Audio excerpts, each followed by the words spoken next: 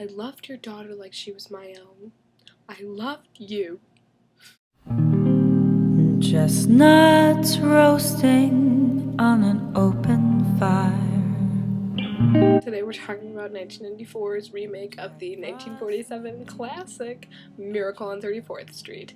Miracle on 34th Street is all about a one Kris Kringle who is just around to restore faith in humanity that Santa exists and you should believe because, well, you just should. It is primarily focused on the story of a one Susan who does not believe in Santa Claus and whose mother is responsible for that because she is just a pessimist and she is in charge of Kohl's, not Macy's, and she hires Santa Claus to play Santa Claus. And there's a hot lawyer, Brian Bedford, and Christmas. So pretty much all of those reasons are why I love Miracle on 34th Street. It obviously came out when I was a year old, and so we clearly had the tape, which I still have, and I intend to watch after I am done making this video, and as I am lying in my bed tonight reminiscing about the wonderful Christmas I have had. It was always just one of my favorite movies because I always thought, even still, that I could have been Mara Wilson or Mara Wilson or however you say her name. And I could have been in Mrs. Doubtfire and this movie and Matilda, and I would have done a lot more with my fame than just grow up. So thanks, Mom. So I like this movie because I envy her and I wish I had her life. Even as a child, I was so in love with Dylan McDermott, and I still am. I mean, he's just attractive.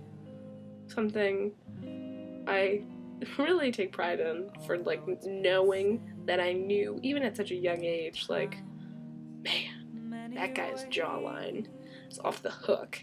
He wears cable knit sweaters like there's no tomorrow, and it is okay.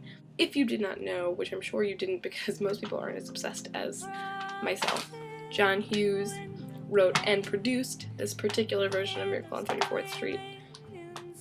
So again, just a passion that has been bred in me since before I was born. I was destined to be a John Hughes superfan. And things like Miracle on 34th Street and 101 Dalmatians are just proof positive of that very fact. And, you know, I really do truly believe in the spirit of Santa Claus. And Richard Attenborough was just the king of my childhood because he was both the creator of Jurassic Park and Santa. And in my mind, there is no greater human than a man who can both create Jurassic Park and be Santa Claus. That's just my personal opinion. Those are my beliefs and prerogatives, things to love. I also just love the spirit of Santa Claus. I love that they compare it to God, and I also hate that.